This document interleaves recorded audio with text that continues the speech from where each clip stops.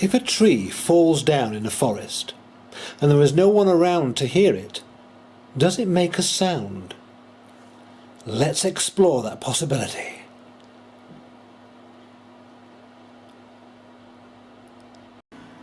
So, let's explore this interesting philosophical puzzle. So, first of all, let's just address the question in really basic terms and find a really simple, basic answer from our understanding. Okay? So, there is a tree, yeah, in the forest, got it. It falls over, yeah, I can imagine that tree in the forest falling over. No one's around to hear it, okay. Does it make a sound? Well, yeah, of course it does. Why do you say that? Well, every example I've ever known of a tree falling down makes a sound. And also, like, if it's moving and it hits something, it's going to create a vibration in the air, which if there was someone there, they'd be able to hear it. So yeah, it's going to make a sound. Even if there's no one around to hear it, it'll make a sound. Okay, well, let's actually analyse it a little bit deeper. There is a tree, okay, in a forest, right? And it falls over, yeah? Well, how do you know it falls over? And how do you know that there is a tree in a forest? And you might think, that's a bit of a strange thing to say, but in the question we're already told there is no one to hear it. How do we know that there isn't someone there that sees it? Why aren't we given that? Like, the question could be, if a tree falls over in the forest and there's no one to see it, is it available to be seen? Or something like that, which kind of gets a bit strange. But no, the question itself only applies to the hearing element, audible stuff, rather than actually seeing the tree fall over. Okay? So, tree falls over in the forest. Okay, that's a given. That's a given. We're given that. Okay. And there's no one around to hear it. Okay, there's no one around, the tree falls over in the forest. Does it make a sound? Well, we have to try and think of what exactly we mean by sound. What is sound? Now, my definition, and I think a lot of other people's definitions, of an agreed upon definition for sound would be a vibration that's carried through the air which can be heard by someone. Okay? I mean, there are vibrations that travel through the air which we can't hear. I mean, you know, if it's below 25 hertz or above 16 or so kilohertz, there's definitely that vibration in the air, but we can't hear it. And so I would say that's not sound. So when we say sound, we are implying it can be heard. So we are implying there must be a hearer to detect it. But in the statement it says, there is no hearer. So straight away it's sort of illogical. In a similar vein as I said earlier on, if there's no one, if a tree falls over in the forest and there's no one to see it, does it create a visual impression? It's like that. It's like, it's kind of illogical, because if we're given there is a tree falling over in the forest, it's kind of like that is already seen, but there's no one to see it. So all the way through, it's a kind of a mental exercise. We have to just imagine a tree, imagine a forest, imagining the tree falling over in that forest, and imagining, will it make a sound? Well, using our imagination, we can say, oh yeah, I can imagine all sorts of things. I could even imagine the sound of a tree falling over. But all of that is imagination. It's not really addressing the question directly in a scientific manner. It's just an exercise of the imagination. Anyway, in June 1883, according to what I read, in the magazine The Chao Tao Quan, the question was put: if a tree were to fall on an island where there were no human beings, would there be any sound? Similar question. Got an island involved this time, which is fair enough. Okay, so we're on this island, tree falls over, there's no sound. And then they went on to answer the query with no. So they've given a definite answer, no. That's their answer. Sound is the sensation excited in the ear when the air or other medium is set in motion, which is what I agreed on. Well, they've said ear, but I mean, if we say a sound, then we are stating that there is something perceivable. There has to be, in order to state there is sound, there has to be a perceiver. Otherwise, how do you say there is a sound? Now, they're stating a definite no, there is no sound. And I have a problem with that. Because if we're stating tree falls over and does it make a sound, in order to state yes, there must be a perceiver of the sound. But in order to state no, it does not make a sound, there must be a perceiver of that in order to state that as a fact. Now, many people think, let's just address silence, because many people think silence isn't a sound. But I would argue with that. I actually think silence is a sound, and here's why. Just as I mentioned about sound, if there is a sound, there must be a perceiver in order to state, yes, there is sound. Now, if we're stating there is silence, I would make a distinction that that is sound, but at a zero level. And if we're stating there is silence, in order to state that is a fact, then there must be a perceiver there to state, yes, there is silence. Otherwise, how do you know that there is silence?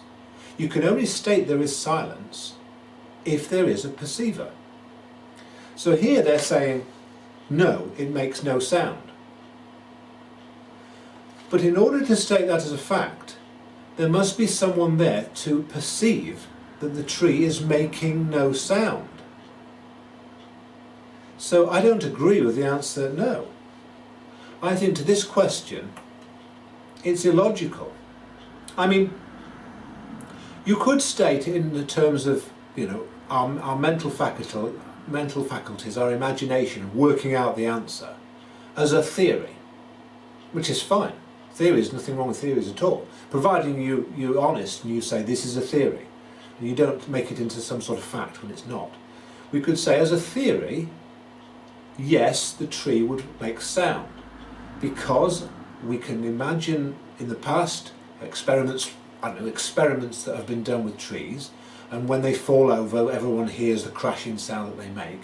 And every single experiment that's been done with a tree, with a tree falling over and crashing to the ground, it's always made a sound. So therefore, if we're saying that the tree falls over, even if there is no one around to hear it, we can mentally extrapolate and say, well, yeah, that would also cause a sound to be created. But we need to be completely scientifically honest, because with this, it's just a mental exercise. We're not actually doing an experiment, because we can't. The question itself has stated there is no one to hear the sound, so we can't find out if there is a sound or not, because no one's there. So for an answer, as a theory, yes, it would make a sound, because that's what we know about trees falling over. But the actual question is impossible to answer, because it's just like the illogicalness of saying there is a tree in a forest, no one's around to see it. Does it make a sight? It's an illogical question, because in order for a sight, there must be a seer. And similarly, it's like if there was, it's going to sound funny, but it's another analogy with a different sense. There is a smell, but no one is around to smell it. Does it make a smell? it's just illogical. It doesn't make sense, because as soon as you say there is a smell, you are implying there is a smeller. Otherwise, how do you know that there is a smell? How do you know that? The only way you can know that is if there is someone to witness it. And similarly with like feeling, sensation, you could say there is a sensation, but there's nobody to feel it. Then, well, what are you talking about then? Because a sensation needs someone to feel the sensation. Otherwise, how do you know that there's a sensation? Anyway, further information. The British philosopher of science Roy Bhaskar, credited with developing critical realism, has argued in apparent reference to this riddle that, and I quote, "If men ceased to exist, sound would continue to travel and heavy bodies to fall to earth in exactly the same way, though ex hypothesi there will be no one to know it." I should have looked up ex hypothesi before I started doing the video. Anyway, I have a similar argument with that. If he's stating something as a theory, fine. If men cease to exist, sound would continue to travel and heavy bodies to fall to the earth. Now, yes, because of our own understanding of what's going on, we can mentally reference experiments done in the past that trees fall over and they make sound, and sound travels. But he's stating if men cease to exist.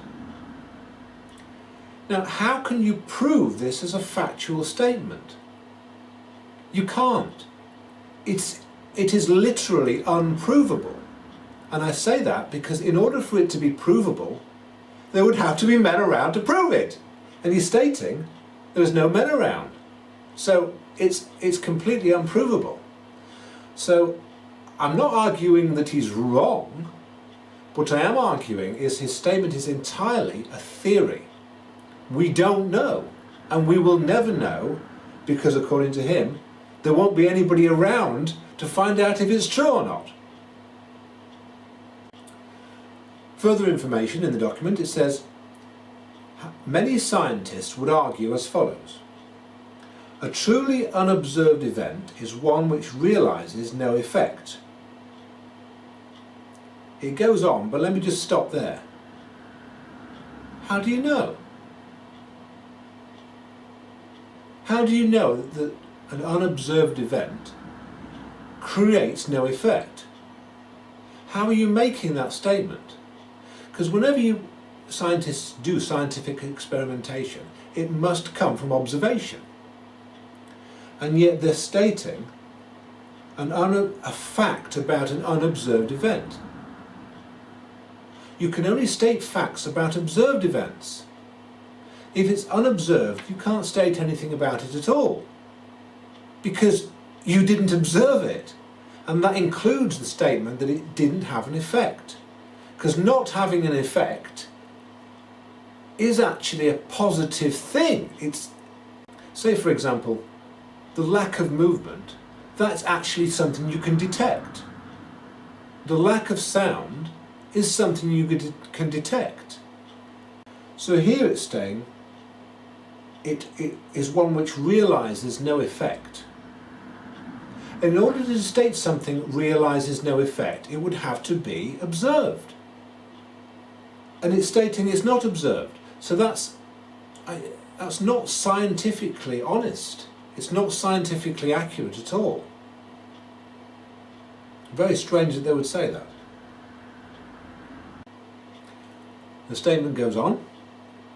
It therefore can have no legacy in the present or ongoing wider physical universe. How do you know? You didn't observe it.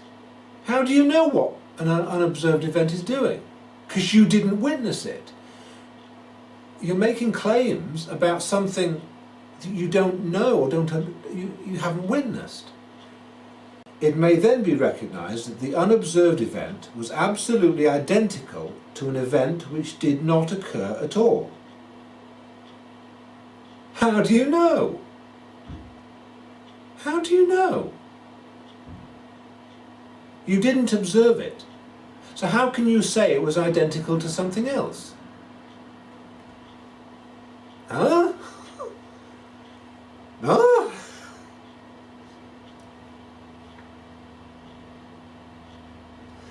When they say an event which did not occur at all, that is a positive statement. In order to know that an event did not occur, it would have to be witnessed. Otherwise, how are you stating that something did not occur as a positive statement? If a sound did not occur, then it was detected that a sound did not occur. If an event is said to not occur, there must be a witness there to state that it did not occur, to prove, to witness the non-occurrence. This isn't honest at all. This apparent quote has no attribution or reference and none can be found online with reasonable effort. I'm not surprised. Of course, it goes on. The fact that the tree is known to have changed state from upright to fallen implies that the event must be observed to ask the question at all, which is what I stated at the outset. Yes. If you're stating a tree falls down in the forest, you are implying that somebody is seeing that happen to know that it's happening.